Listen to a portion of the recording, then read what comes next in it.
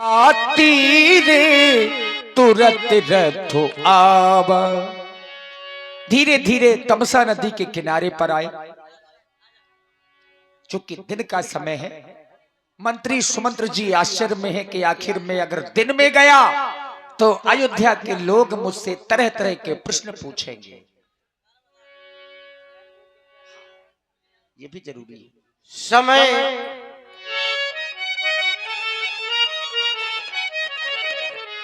जब विपरीत होता है,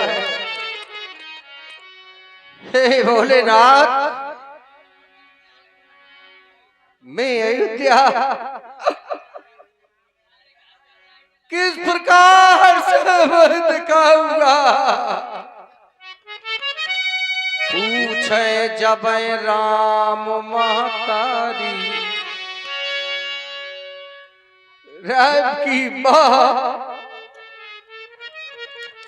कौशल्या जब हमसे पूछेगी कि सुमंत मेरा राम कहाँ है, मेरी पुत्री सीता कहाँ, मेरा लक्ष्मण कहाँ है, हे भगवान क्या कहूं, लीला विधाता की कही जाती नहीं। जो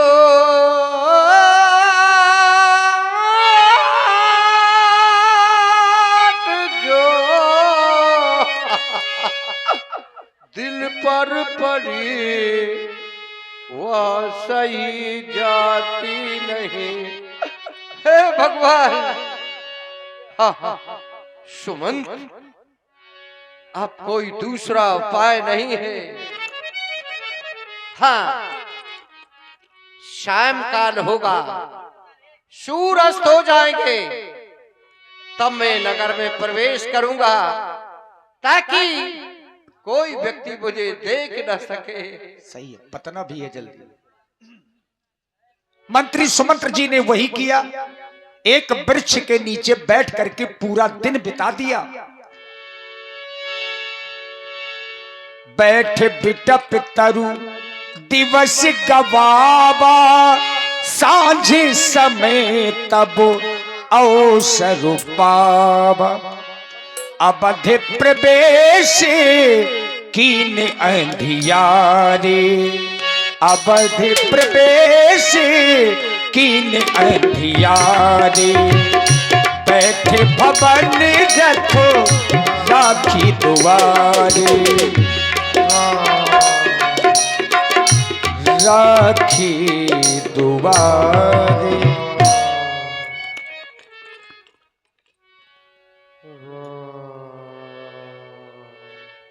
सचिव आगमन सुनत सब विकल भयहु रनिवास।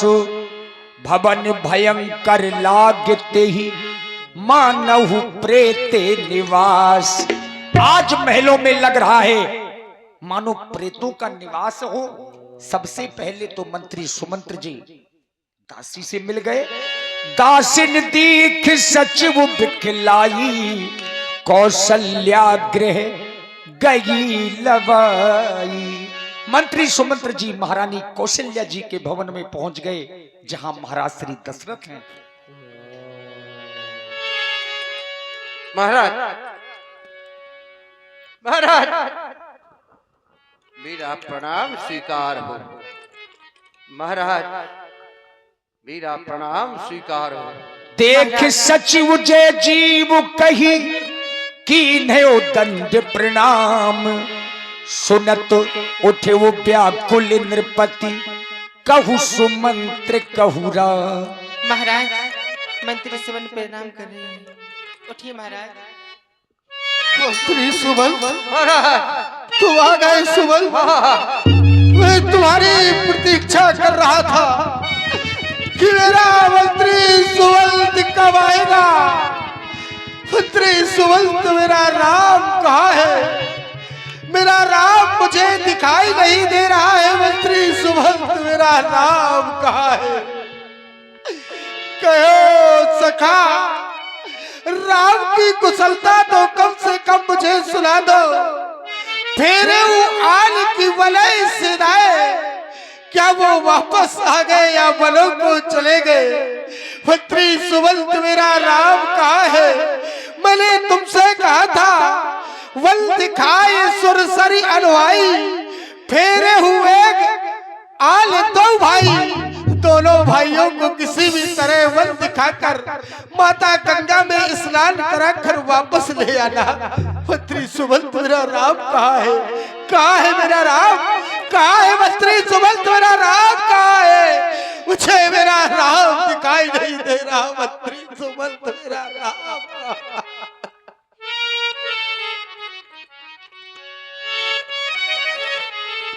और तभी मंत्री सुमंत्र जी ने पूरी कथा बताई, भगवान कहां कहां गए।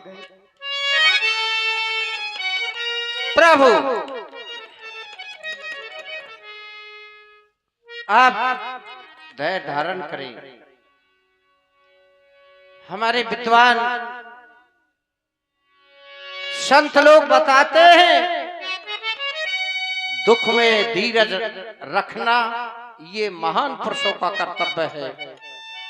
प्रभु मैं आपके आदेशानुसार राम लक्ष्मण पुत्री सीता को रथ में बिठाकर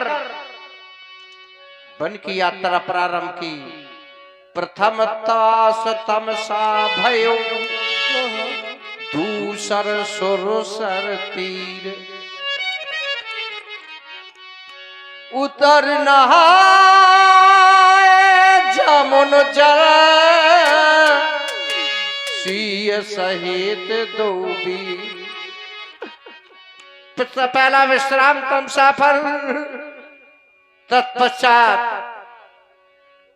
निखाद से मिलन हुआ। बड़ी पौनाई की निषाद ने, एक राति विश्राम निषाद के यहाँ किया। प्रातः होते ही भगवान ने भगवत का दूध भगाया, अपनी जटाओं में लगाया। तो महाराज मैं वो दृश्य इसके पश्चात मैंने काफी प्रयास किया,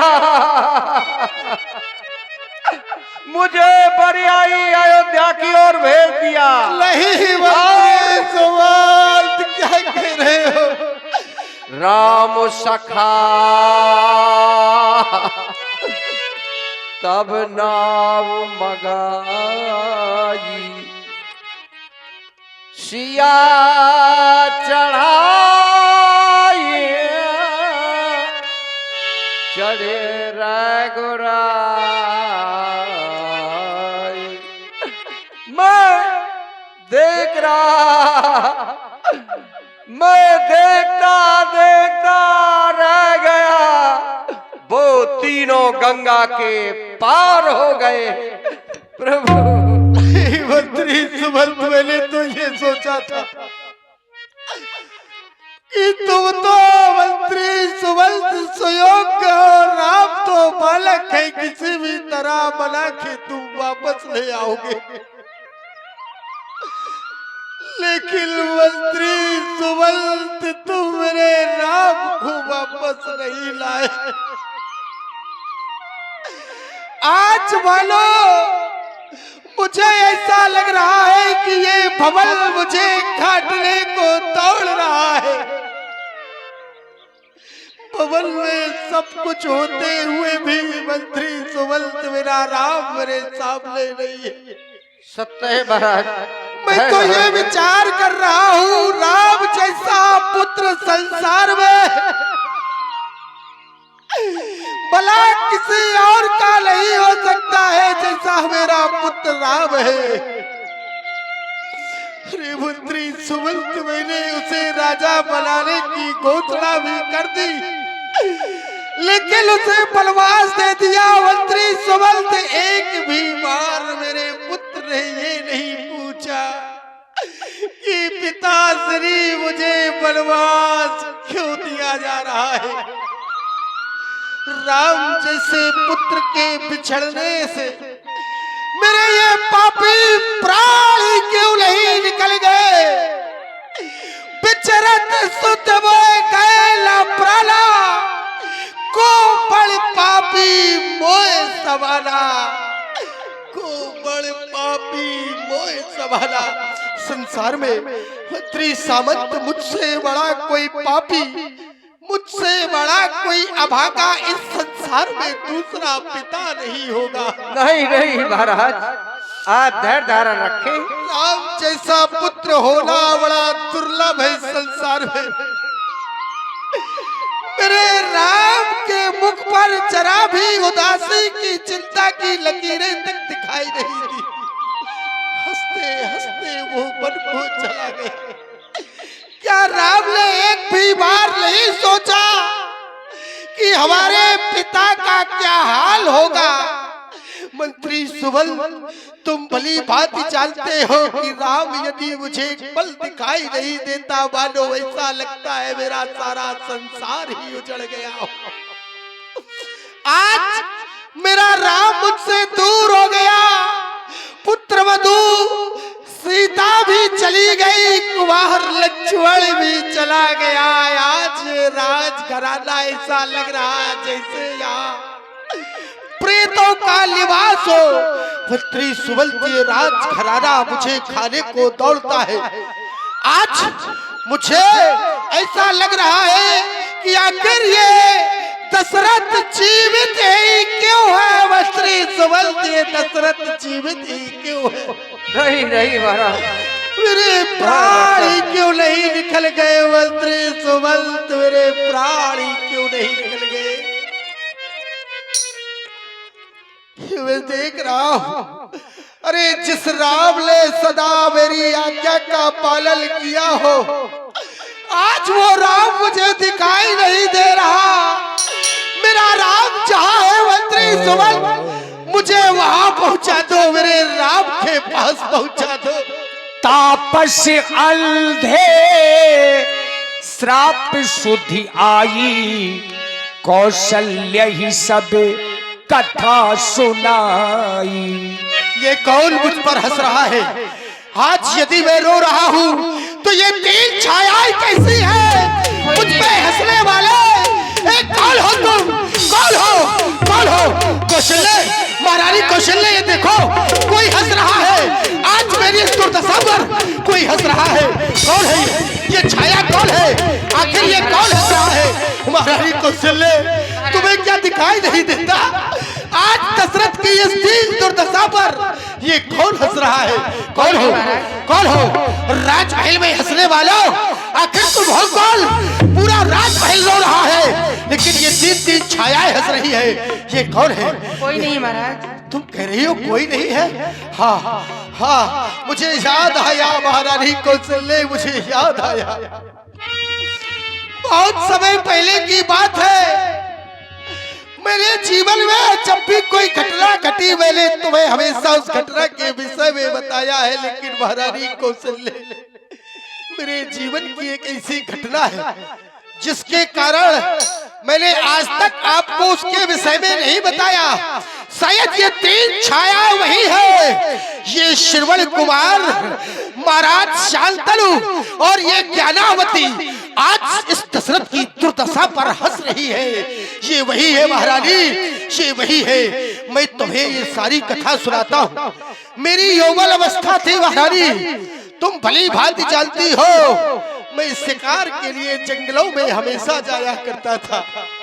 मैं शब्दवेदी हूँ। जिस जगह शब्द होती है, मैं उस जगह बाण के प्रहार से वेदना कर देता हूँ। महारानी, एक समय मैं शिकार करने के लिए जंगल में गया। सारा दिन व्यतीत हो गया, लेकिन कोई हिंसक पशु मुझे शिकार करने के लिए नहीं मिला। मैं जाकर एक सरोवर के समीप झाड़ियों में जाकर छिप गया। मैंने कहा कोई न कोई हिंसक पशु यहाँ जल पीने अवश्य आएगा। जब जल पीने आएगा तो वो उसका शिकार कर दूंगा। महारानी, मैं छिपा रहा। कुछ समय पश्चात मुझे आवाज सुनाई दी। ऐसा प्रतीत हुआ मानो कोई हिंसक पशु चल भी रहा है। मैंने विचार किया कोई हिंसक पशु ही होगा। मैंने अपने धनुष पर बाण चढ़ाकर संधान कर दिया। महारानी जिस समय मैंने बाण छोड़ा, इसके कुछ समय पश्चात एक आवाज आई, हाँ पिता मेरी रक्षा करो, हाँ पिता, हाँ माता, हाँ पिता, हाँ माता। जिस समय मैंने इस आवाज को सुना तो मैंने कहा मैंने तो एक हिंसक पशु पर प्रहार किया था, लेकिन ये मानव की आवाज कैसी। मैं दौड़कर समीप में गया तो मैंने देखा एक यौवन अवस्था का बालक कुंवार तड़प रहा है।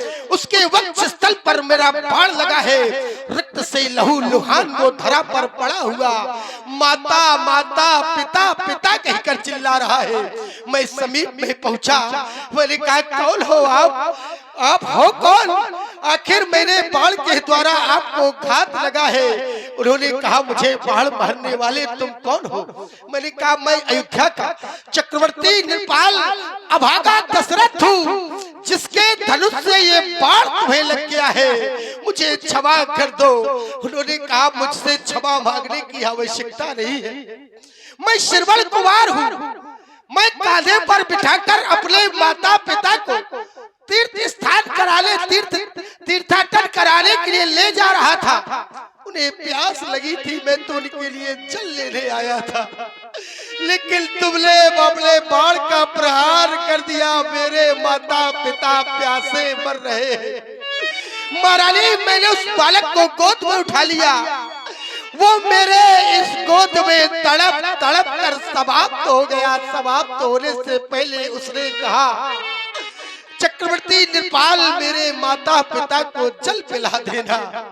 श्रवण कुमार के प्राण मेरी इस गोद में निकल गए। महारानी मैंने कमंडल उठाया, मेरा एक एक पग आगे के लिए नहीं बढ़ रहा था कि आज दशरथ से इतना बड़ा अपराध हो गया। आखिर इतना बड़ा पाप कर दिया मैंने, एक ब्राह्मण कुमार की हत्या कर ब्रह्म हत्या का पाप अपने सर पर ले लिया। मैं कमंडल में जल लेकर गया, मैंने देखा कि एक अंधा और अंधी दोनों बैठे हुए थे। मैंने कहा पिताजी जल ले लो। उन्होंने कहा पिताजी कहने वाले तुम हमारे पुत्र नहीं हो सकते, ये आवाज हमारे पुत्र की नहीं है, आखिर तुम कौन हो? मैंने महारानी विचार किया कि अब झूठ बोलने की आवश्यकता नहीं है, अब मैं झूठ का सहारा नहीं लूंगा, भले ही कुछ भी हो जाए। मैंने कहा मैं अभागा अयोध्या का राजा दशरथ हूँ। उन्होंने कहा महाराज दशरथ तुम जल लेकर क्यों आए हो? मेरा पुत्र श्रवण कुमार जल लेकर क्यों नहीं आया? मैंने कहा महाराज धोखे से मैंने अपने धनुष पर बाण चढ़ाकर श्रवण कुमार को मार दिया, वो सदा सदा के लिए समाप्त हो गया है। उन्होंने रोना प्रारंभ कर दिया। महारानी कौशल्य उन्होंने कहा अरे चक्रवर्ती नृपाल तेरा साहस कैसे हुआ? तूने हमारे पुत्र को मारकर तू हमें जल देने आ गया। अरे जलदाता तो संतान हुआ करती है, तू तेरा जल हम कैसे ग्रहण करेंगे? लेकिन कुछ समय पश्चात उन्होंने कहा लाओ ये जल हमें दे दो। महारानी जो मैंने कमंडल दिया उन्होंने अपने हाथ में जल लेकर कहा जाओ हम तुम्हें श्राप देते हैं कि आज पुत्र के वियोग में हम तड़प तड़प के मर रहे हैं।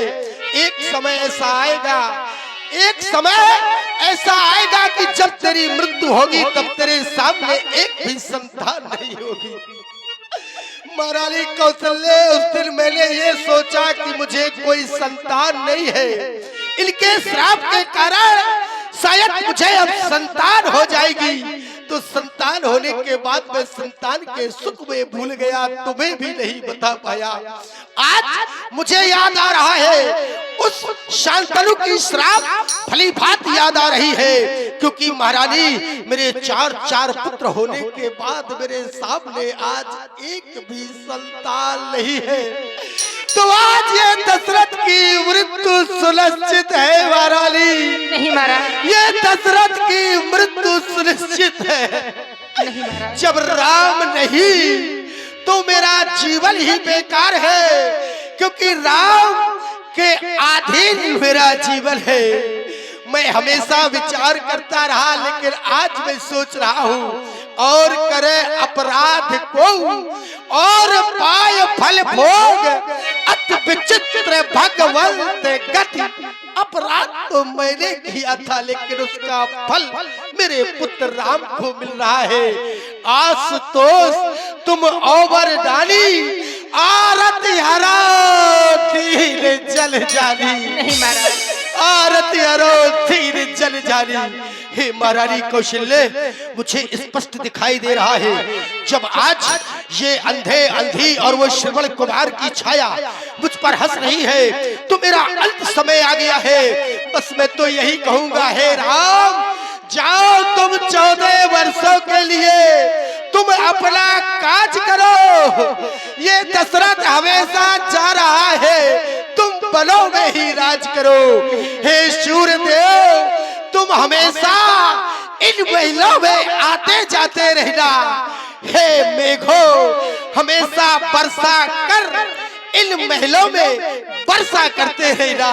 ये दशरथ अब राजमहलों को छोड़कर सदा सदा के लिए जाता है। आज ये सूर्यवंश का सूर्य अस्त हो रहा है। जहाँ मेरा राम है, मैं अपने राम के पास जाऊंगा। मुझे मेरे राम के पास ले चलो। राम राम राम राम राम राम। नहीं महाराज, राम राम कही राम कही, राम राम महाराज। कही राम। तनु परिहरि रघुवर बिरहे, रावु गयउ सुरधाम। महाराज, नहीं नहीं नहीं स्वामी,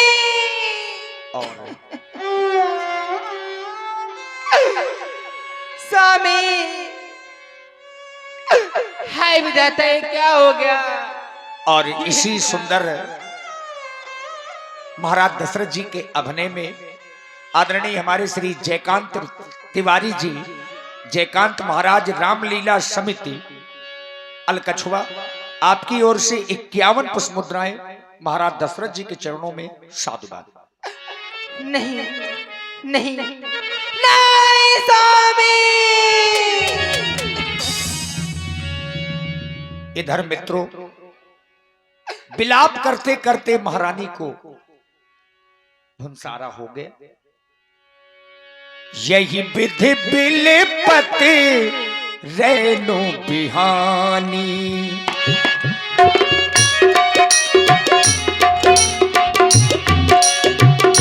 आए सकलो महामुनि ज्ञानी।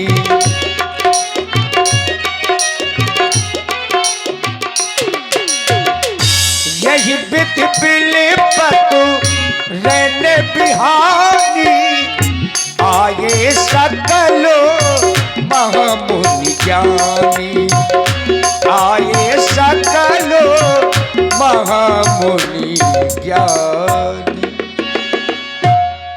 महाराज श्री वशिष्ठ जी ने समझाया और महाराज के शरीर को एक नाव में तेल भर करके रखवा दिया।